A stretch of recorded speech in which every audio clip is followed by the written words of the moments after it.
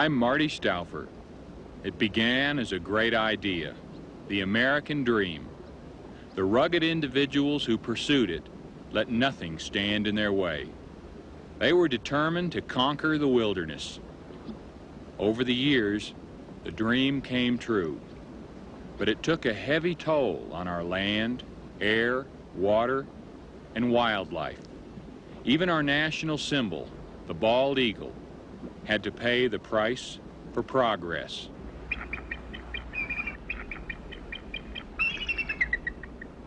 This magnificent bird is now in danger of disappearing forever. Today, the list of endangered species, those near extinction in the wild, is growing at an alarming rate. We have enacted laws and imposed fines to protect them, but man's destruction goes on. Habitat loss in general is probably the major cause of the rapid decline of wildlife. Many of the endangered species in this program have never been filmed before. Without our concern and help, many may never be filmed again. They now stand at the crossroads.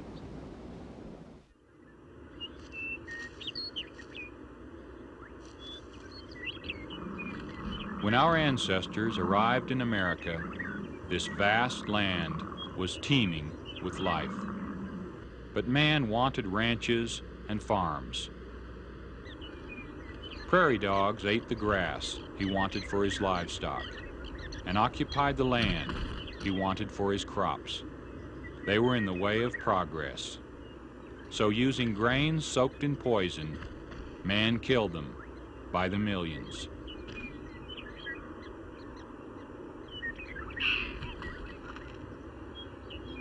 The land is ours, but because of our poison, the black-footed ferret is now the rarest animal in America.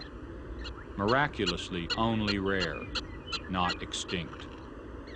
Ferrets had depended on prairie dogs for their food and had used prairie dog burrows for their homes.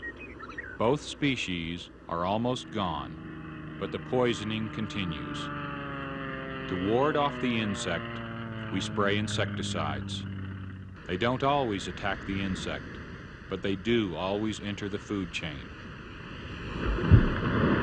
Today, the brown pelican struggles for renewal.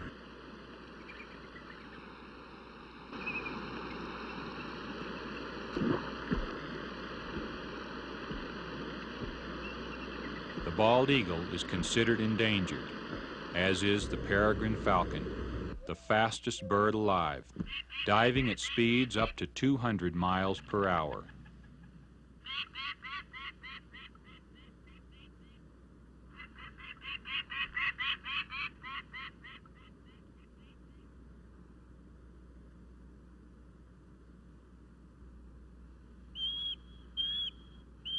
The osprey, too, must fight to survive.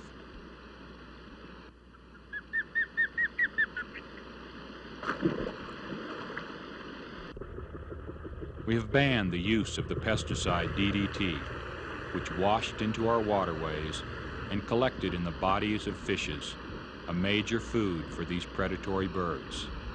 They received concentrated and often lethal doses of the pesticide by being at the top of the food chain.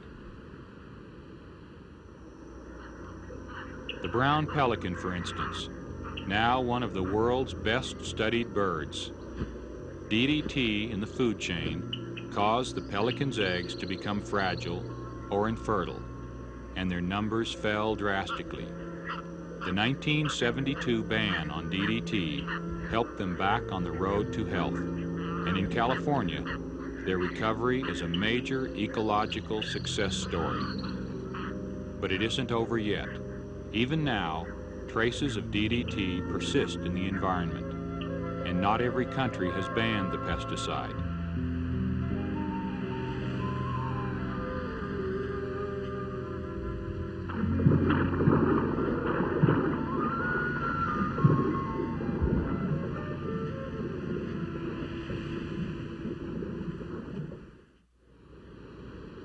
No animals arouse our emotions like the large predators. The grizzly bear symbolizes everything wild and free. We admire the mountain lion's beauty and strength, the timber wolf's bravery and intelligence. Yet our admiration doesn't always include concern and protection. We have systematically eradicated these predators with a vengeance that goes far beyond their threat to our life or property. Red wolves now exist only in captivity. This subspecies, the smallest in the world, clings desperately to plans for recovery through captive breeding programs.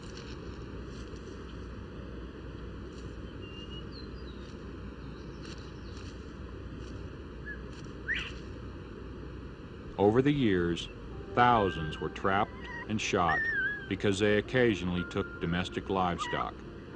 We completely overlooked their value in the wild as predators, consuming carrion, rodents, and other pests, and controlling the health and numbers of their prey. There are no more red wolves left to persecute, and today, the red wolf's lonely howl in the wild exists only on film.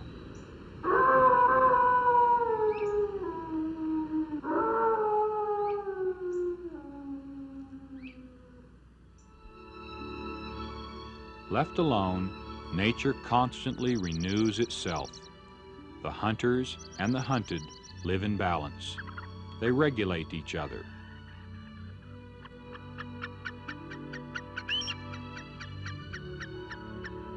For one to live, the other must die. There is no cruelty here. Death, in the interest of survival, is a natural act.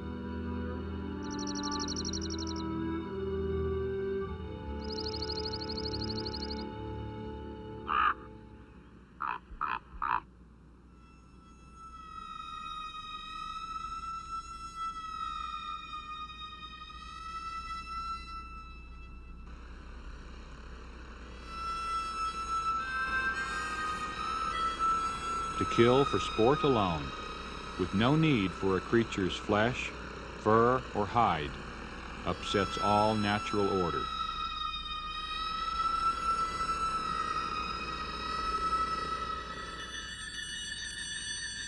Man is the only animal that kills for pleasure.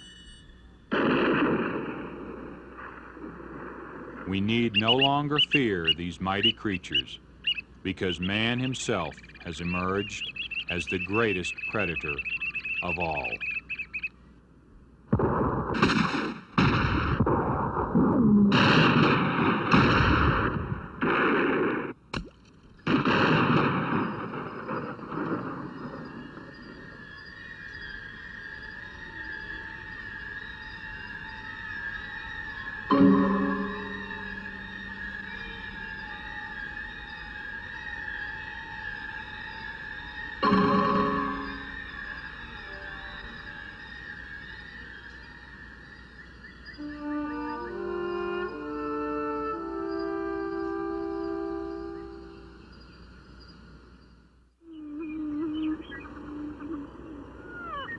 100 years ago, the tall grass prairie resounded with life as Atwater's greater prairie chickens performed their ritualized courtship. Today, 99% of them are gone. We no longer have prairie chickens because we no longer have prairie. Instead, we have our farmland and our livestock.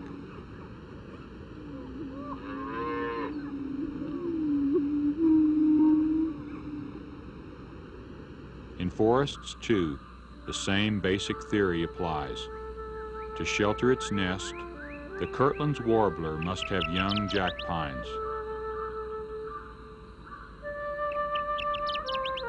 Without them, it cannot reproduce.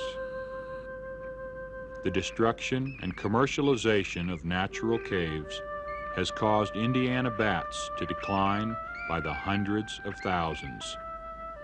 Mexican ducks are disappearing forever as our natural rivers are dredged and channelized. The Pecos gambusia represents only one of the many fishes dying from water pollution. The Florida manatee, American crocodile, key deer, Florida panther, and Everglade kite are all threatened by human development on the Florida peninsula. The same holds true all across America. In California, our runaway progress endangers the San Joaquin kit fox, California least tern, California condor, and salt marsh harvest mouse. Destruction of natural habitat has become the major problem facing all wildlife. All these creatures need is a place where they can live in peace and raise their young.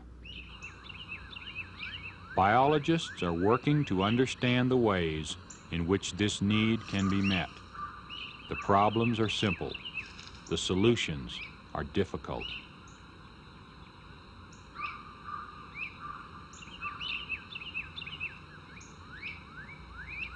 This one simply chews it. The purpose of this study is to learn something about the Delmarva fox squirrel. We know almost nothing about this species, which used to occur abundantly through Pennsylvania, Delaware, the eastern shore of Maryland, and possibly New Jersey. Fox squirrel has declined over all of its range till it's now found on only portions of 4 counties on Maryland's eastern shore. And unless something is done to encourage this animal, it may disappear before the end of the century. We have about 100 boxes in this woodlot, and they are visited several times a year. This time we try to learn something about how many young they have and when they have these young. This squirrel is a large squirrel, about twice the size of a gray squirrel, and possibly the largest squirrel of North America. The primary reason the fox squirrel has declined is the loss of the habitat due to cutting of forests and the increase in farms. Unless something is done to halt this change, the Delmarva fox squirrel's time on Earth is very short.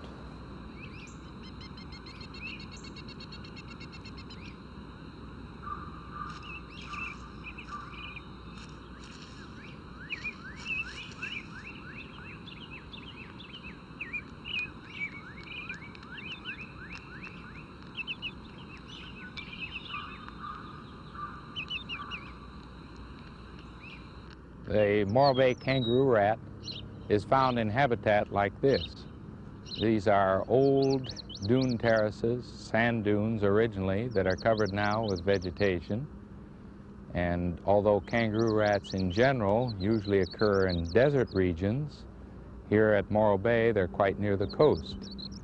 The area here, being near the coast, is very desirable for people to live. And much of the area is being built up by homes, shopping centers, and the like. As a result, this kind of vegetation is going to be destroyed, and with it, the habitat for the kangaroo rat. We've been conducting a study for the Department of Fish and Game on the Morbe kangaroo rat using live traps of this type to learn something about their population.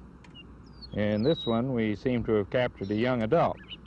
Our normal procedure is to transfer them to a sack so that we can examine them more closely.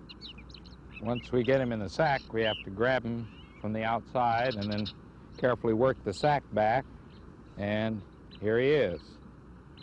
Now, in order to mark the animal, we'll trim the tail, the hairs on the end of the tail, so that we can recognize if we've caught him again. Doesn't hurt him any, but at least we know that we've caught him before. And then we can make sure we've got all the information we have on him, and then we can let him go.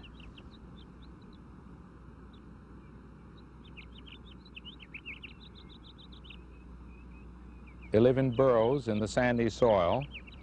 Although they don't have very large front legs, they can dig the burrows in this loose sandy soil with their hind feet and do a pretty effective job of it.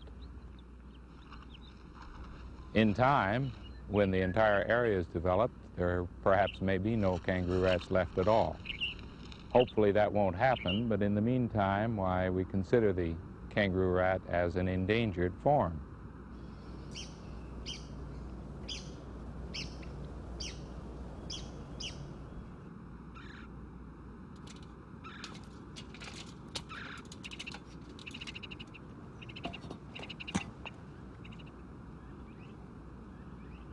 This is a nestling red-cockaded woodpecker. These birds are rare, found only in the southeastern United States. They're considered endangered because the birds require mature pine woodlands. This type of habitat is disappearing in the southeastern United States. At the present time, the species perhaps numbers only around 3,000 birds. This may be an overestimate. I'm studying the ecology of these birds, and particularly, I'm interested in their habitat requirements. We think we know a lot about the bird, but we're finding out that there's a lot we don't know. In studying these birds, we have to know how many individuals are in a colony, and we have to know what sexes they are and what ages they are. So we're capturing them and banding them and marking them with colored bands and sometimes with colored dye so that we can tell a particular individual and where that individual is from. We capture these individuals in nets that we string high up in trees on ropes. We capture them in nests by climbing the trees and extracting them with a small nylon noose. We try to get the young birds because these birds, we know how old they are and we know where they're from, but we still try to get the adult birds too. We also try to recapture birds that we have banded so that we can measure their growth, measure differences that are seasonal, differences between the sexes.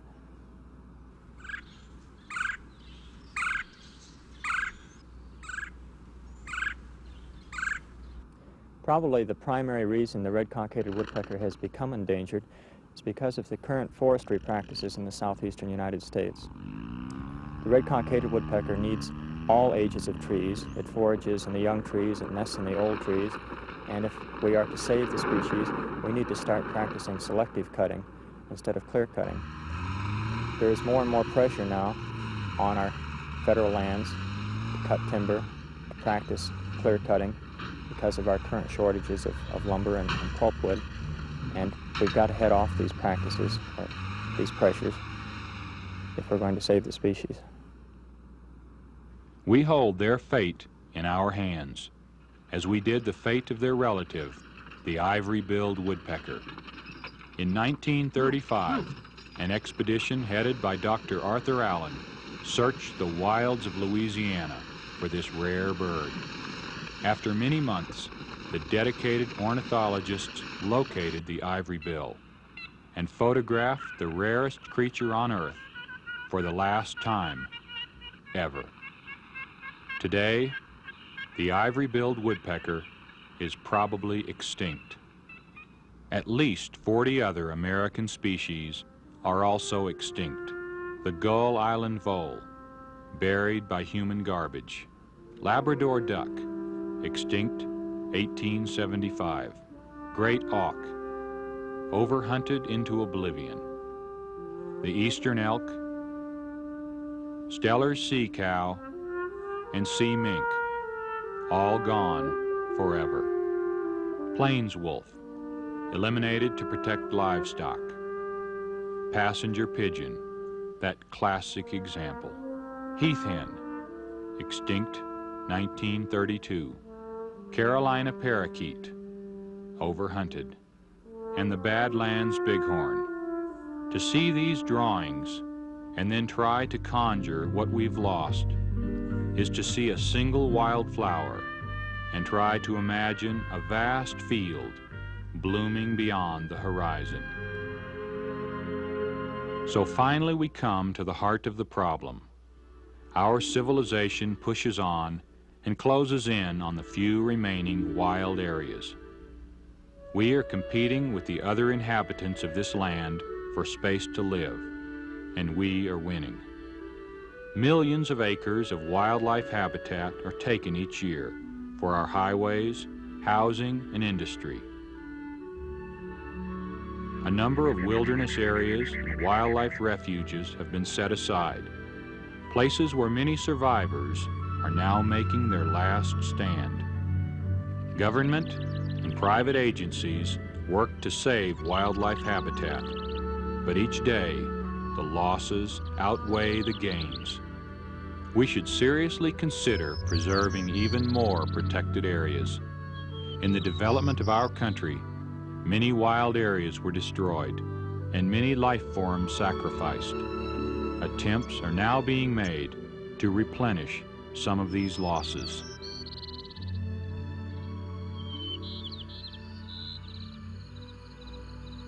Southern Arizona and most of Sonora, the Mexican state south of Arizona, were beautiful grassland habitats such as we see here today. In about 1870, the number of cattle was increased from about 5,000 to over 1 million when the cattle industry became big business here. As a result, the area was changed drastically from the grassland that we see here to a very overgrazed, almost pavement-like area.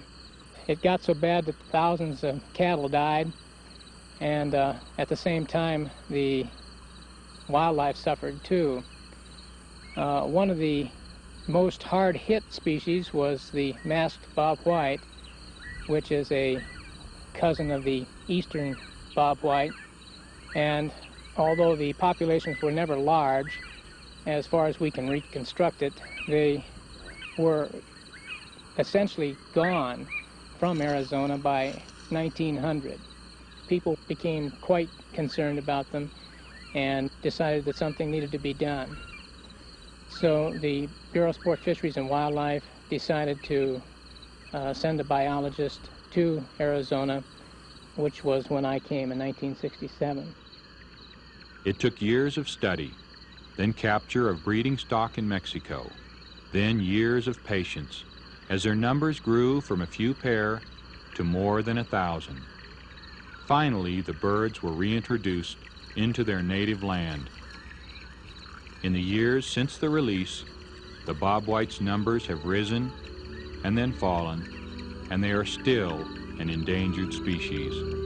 But the positive side of the story is that they are reestablished in their former habitat.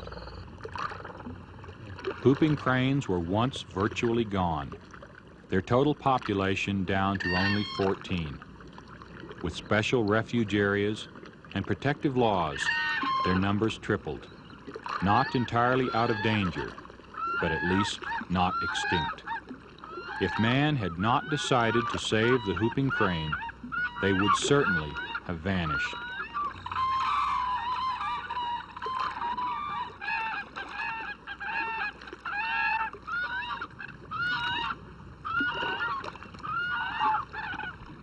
To some, their rarity is a source of curiosity.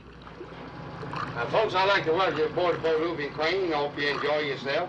There are 59 whooping cranes this year, and you're just in luck on this trip This time of year where they start their mating dance. Also, you'll see them exercising their wings, getting full ready for that long flight, 2,500 miles. The loss of the whooping cranes would be much more than the loss of a novelty. They represent wildlife's struggle to survive in our civilized world. They are a beautiful, living example of an endangered species making a dramatic comeback. Other creatures that have also been rescued are the trumpeter swan, pronghorn antelope, sea otter, and desert bighorn. Hundreds of others still face extinction, but many of our endangered species can continue to share the earth with us if we all care enough and act now. We'll not only be helping them. Because we share the natural environment with wildlife, any change in the land, air, or water affects us both. Most of these wild creatures are much more sensitive to a polluted environment. Wildlife acts as an environmental barometer. By saving wildlife, we may very well be saving all of mankind. What happens to them will, in turn, happen to us.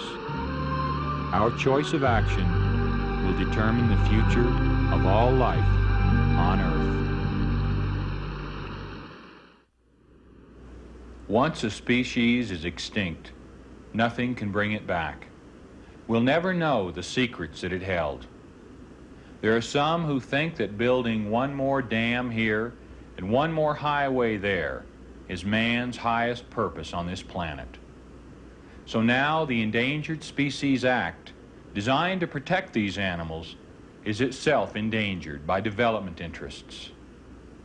I think these rare creatures must be protected, even at the expense of our so-called progress. We must keep the Endangered Species Act strong, not only for them, but also for the protection of our own environment. We all now stand at the crossroads.